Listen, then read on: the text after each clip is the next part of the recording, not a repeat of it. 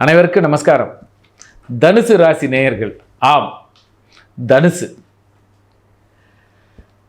மார்கழியில் நான் அப்படி என்று இறைவன் விரும்பிய பாவம், விரும்பிய மாதம், விரும்பிய காலம் தனுசு ராசி. இறைவன் பாக்கியாதிபதியாகவே இருக்கும் ராசி. ஆம், தனுசு ராசி அன்பர்கள் இறைவனாகவே வடிவமிட்டவர்கள்.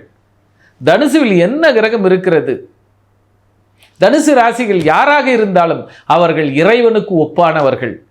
ஒரு ஜென்மாவில் இவர்கள் அவதார புருஷர்களாகவே இருந்தார்கள். அதனால்தான் அதற்கு கோதண்ட ராகு என்று பெயர். இறைவன் திருவடியாகவும், இறைவன் திருக்கரங்களாகவும், இறைவன் பார்வைகளாகவும் முழுமையாக பலன் பெற்றவர்கள், முழுமையாக பவித்திரமாக இருப்பவர்கள் இவர்கள். கோபத்தின் உச்சத்தில் சென்றாலும் நியாயத்தின் தர்மத்தின் வழியில் சட்டென்று நின்று விடுபவர்கள். வார்த்தைகளை கொட்டி விடுவார்கள், ஆனால் அதற்கு வருத்தமும் படுவார்கள், மன்னிப்பும் கேட்பார்கள் பெரிய மனதோடு.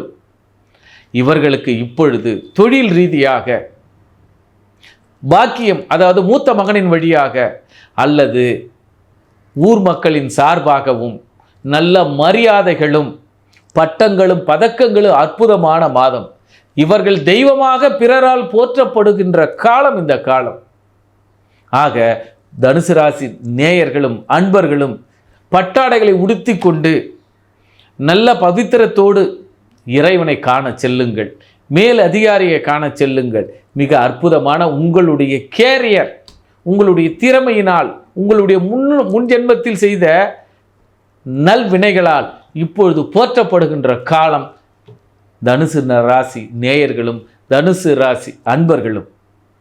உதாரணம், திரைத்துறையில் மின்ன வேண்டுமா? இப்ப சிறப்பான காலம். தொழிலில் மின்ன வேண்டுமா?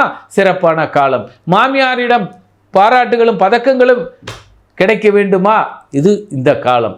அதே நேரத்தில் தந்தையாக உங்களை உயர்த்தி கொள்ள வேண்டுமா? இப்பொழுது காலம்.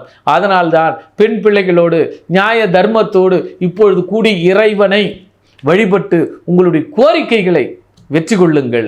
மிக காலம் உங்களுக்கு சூப்பரான காலம், சிறப்பான காலம், தர்ம கர்மாதிபதியான யோகமான காலம்.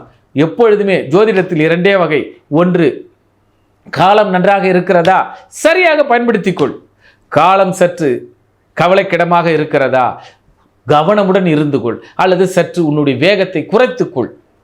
இது ரெண்டு விதம்தான். அந்த ரெண்டு விதமும் சரியாக பயன்படுத்துபவர்கள் தனுசு ராசி நேயர்கள்.